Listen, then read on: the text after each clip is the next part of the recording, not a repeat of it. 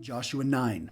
When all the kings that were on the western side of the Jordan, and the mountain, and in the lowland, and on the entire shore of the great Mediterranean Sea, opposite the Lebanon, the Hittite and the Amorite, the Canaanite, the Perizzite, the Hivite, and the Jebusite, heard, they gathered together to wage war with Joshua and with Israel, with a single accord.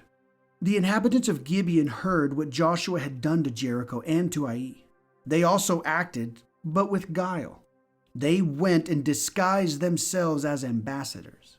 They took well-worn sacks for their donkeys, well-worn, cracked and split wineskins, well-worn and patched shoes on their feet, and well-worn garments on themselves. All the bread of their provisions was dry, toasted. They went to Joshua at the camp at Gilgal and said to him and to the men of Israel, "We have come from a distant land. Now, seal a covenant with us." The men of Israel said to the Hivite, "Perhaps you dwell in my midst. How can I seal a covenant with you?" They said to Joshua, "We are your servants." Joshua said to them, "Who are you and from where do you come?"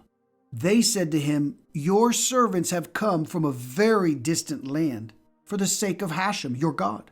We have heard of his fame and all he did in Egypt, and all that he did to the two Amorite kings that were on the other side of the Jordan, to Sihon, king of Heshbon, and to Og, king of Bashan, who was in Ashtaroth. Our elders and the inhabitants of our country spoke to us, saying, 'Take in your hands provisions for the journey and go meet them and say to them, "We are your servants. Now seal a covenant with us." This is our bread. It was hot when we packed it for our provisions from our houses, on the day we went forth to go to you. Now behold, it is dry and has become toasted. These wineskins were new when we filled them. Now behold, they are cracked. These are our clothes and our shoes. They are well worn from the very long journey." The men accepted their deception, but they did not ask for the word of Hashem. Joshua made peace with them and sealed a covenant with them to let them live. The leaders of the assembly swore to them. It happened at the end of 3 days after they had sealed a covenant with them that they heard that they were neighbors of theirs and that they dwelled in their midst. The children of Israel traveled and came to their cities on the 3rd day. Their cities were Gibeon, Shephirah, Beroth, and Kiriath Jearim. The children of Israel did not smite them, because the leaders of the assembly had sworn to them by Hashem, God of Israel. But the entire assembly complained against the leaders. All the leaders said to the entire assembly, "We have sworn to them by Hashem, God of Israel. Now we may not touch them.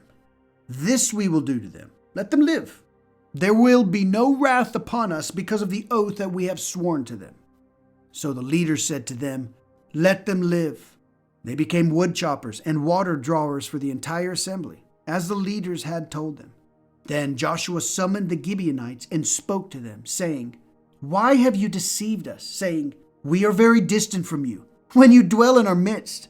Now you are cursed. Slaves shall never cease from among you, wood choppers and water drawers, for the house of my God."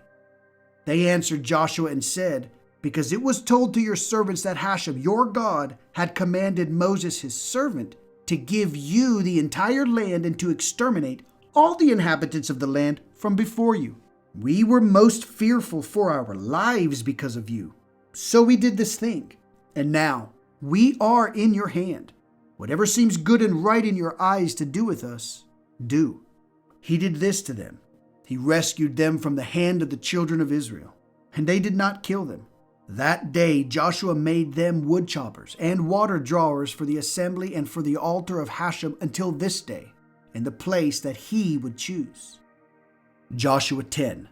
It happened when Adoni-Sedek, king of Jerusalem, heard that Joshua had conquered Ai and had destroyed it.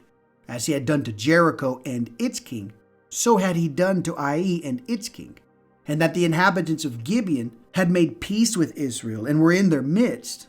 They feared greatly, because Gibeon was a great city, like one of the royal cities, and because it was greater than Ai, and all its men were mighty. So Adoni-Sedek, king of Jerusalem, sent to Hoham, king of Hebron, and to Piram, king of Jarmuth, and to Japhia, king of Lachish, and to Debir, king of Eglon, saying, "Come up to me and help me, and let us smite Gibeon, for it has made peace with Joshua and with the children of Israel." The 5 Amorite kings joined together and ascended: the king of Jerusalem, the king of Hebron, the king of Jarmuth, the king of Lachish, the king of Eglon, they and all their camps. They encamped at Gibeon and waged war against it. The men of Gibeon sent to Joshua, to the camp, to Gilgal, saying, "Do not loosen your hands from your servants.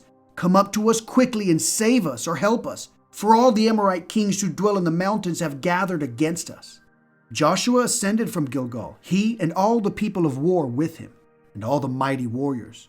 Hashem said to Joshua, "Do not fear them, for I have delivered them into your hand. Not a man of them shall stand against you." Joshua came upon them suddenly. He had ascended from Gilgal all night. Hashem confounded them before Israel and smote them with a mighty blow at Gibeon. They pursued them by way of the ascent to Beth Horon and struck them until Azekah, until Makkedah. It happened when they fled before Israel. They were on the descent of Beth Horon when Hashem cast upon them large stones from heaven until they reached Azekah, and they died. More died through the hailstones than the children of Israel killed with the sword. Then Joshua spoke to Hashem on the day Hashem delivered the Amorites before the children of Israel. And he said before the eyes of Israel, "Sun, stand still at Gibeon, and moon in the valley of Ajalon." Then the sun stood still, and the moon stopped until the people took retribution against their enemies. Is this not written in the book of the upright? So the sun stood in the middle of the sky and did not hasten to set for a whole day. There was no day like that before it or after it, that Hashem heeded the voice of a man, for Hashem did battle for Israel. Joshua and all Israel with him returned to the camp, to Gilgal. These 5 kings had fled and were concealed in the cave in Makkedah. It was told to Joshua, saying, "The 5 kings have been found concealed in the cave in Makkedah." Joshua said, "Roll large stones up against the mouth of the cave and appoint men to guard them by it. But you, do not stand still. Pursue your enemies and attack their stragglers. Do not let them enter their cities, because Hashem, your God, has delivered them into your hand." It happened when Joshua and the children of Israel finished striking them an exceedingly great blow until their annihilation, that the remnant that remained of them entered the fortified cities. Then the entire nation of Israel returned to the camp, to Joshua, to Makkedah, in peace. No one even wetted his tongue against any man of the children of Israel. Joshua said, "Open the mouth of the cave and bring out to me those 5 kings from the cave." So they did. They brought out to him those 5 kings from the cave: the king of Jerusalem, the king of Hebron, the king of Jarmuth, the king of Lachish, the king of Eglon. It happened when they brought out those kings to Joshua, that Joshua summoned all the men of Israel and said to the officers of the men of war who had gone with him, "Approach, place your feet on the necks of these kings." They approached and placed their feet on their necks. Joshua said to them, "Do not fear and do not lose resolve. Be strong and courageous, for thus shall Hashem do to all your enemies with whom you battle." Joshua struck them after that and killed them, and hanged them on 5 gallows, and they remained hanging on the gallows until evening. It happened at the time the sun set that Joshua ordered. They were lowered from the gallows, and they were thrown into the cave in which they had concealed themselves. They placed large stones at the mouth of the cave, which are there to this day. Joshua captured Makkedah on that day and smote it by the edge of the sword, and its king he destroyed. He killed them and every soul that was in it. He did not leave a remnant. He did to the king of Makkedah as he had done to the king of Jericho. Joshua and all Israel with him passed over from Makkedah to Libnah, and he waged war against Libnah. Hashem also delivered it and its king into the hand of Israel. They smote it by the edge of the sword and every soul that was in it. He did not leave a remnant in it. He did to its king as he had done to the king of Jericho. Joshua and all Israel with him passed over from Libnah to Lachish. He camped by it and waged war against it. Hashem delivered Lachish into the hand of Israel, and they conquered it on the 2nd day. He smote it by the edge of the sword and every soul that was in it, like all that he had done to Libnah. Then Horam, king of Gezer, went up to help Lachish. Joshua struck him and his people until he did not leave him a remnant. Joshua and all Israel with him passed over from Lachish to Eglon. They encamped by it and waged war against it. On that day they conquered it, and they struck it by the edge of the sword and destroyed every soul that was in it that day, like all that he had done to Lachish. Joshua and all Israel with him went up from Eglon to Hebron and waged war against it. They conquered it and struck it by the edge of the sword, its king and all its villages and every soul that was in it. He did not leave a remnant, like all that he had done to Eglon. He destroyed it and every soul that was in it. Joshua and all Israel went with him, returned to Gibeon, and waged war against it. He conquered it and its king and all its villages, and he struck them with the edge of the sword and destroyed every soul that was in it. He did not leave a remnant. As he had done to Hebron, so he did to Gibeon and to its king, and as he had done to Libnah and to its king. Joshua smote the entire land, the mountain, the south, the lowland, the land of the waterfalls, and all their kings. He did not leave a remnant. He destroyed every soul as Hashem, God of Israel, had commanded. Joshua smote them from Kadesh Barnea to Gaza, and the entire land of Goshen to Gibeon. All those kings and their land Joshua conquered at the same time, because Hashem, God of Israel, was waging war for Israel. Joshua and all Israel with him returned to the camp, to Gilgal. Okay, so listen, this Gibeonite ruse, this blows me away, man, because if this doesn't scream foreshadowing, then I don't know what does. Number one, they sealed a covenant with these people.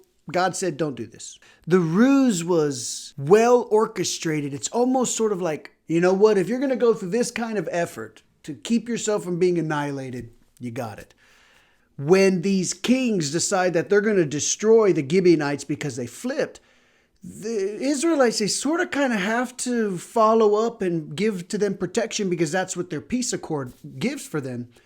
And Joshua, he takes advantage. He goes crazy. All of these guys, they just absolutely go berserk and they hunt these guys down. And they destroy these guys. And then they chase these guys everywhere, all over the whole world. And they destroy everybody and leave only a few people to escape. But what is interesting here about this story is that in Joshua chapter 10, it reads, Joshua is sitting here looking at his deal and he says, God, I need you to keep the sun in the sky exactly where it is so that this day can be lengthened up until the point that we can destroy all of these people. He didn't want to lose the momentum. And it says that this is exactly what happened. They pull these kings out of the cave, poor guys, hiding for their lives. Joshua throws these guys down onto the ground. He says, officers, come here, put your foot on the neck of these kings. Joshua's like, yeah, these guys, they've got to go. So he kills them and then he hangs them and then he buries them. And it's a whole thing. What do you think those kings were thinking that morning while they were having breakfast, getting ready for war? The next 3 episodes deal with the remaining conquering of the lands and then the distribution of the land to the tribes. So those episodes will be reading only and they are very straightforward. I will see you afterwards. Thank you for listening. The NQE is out.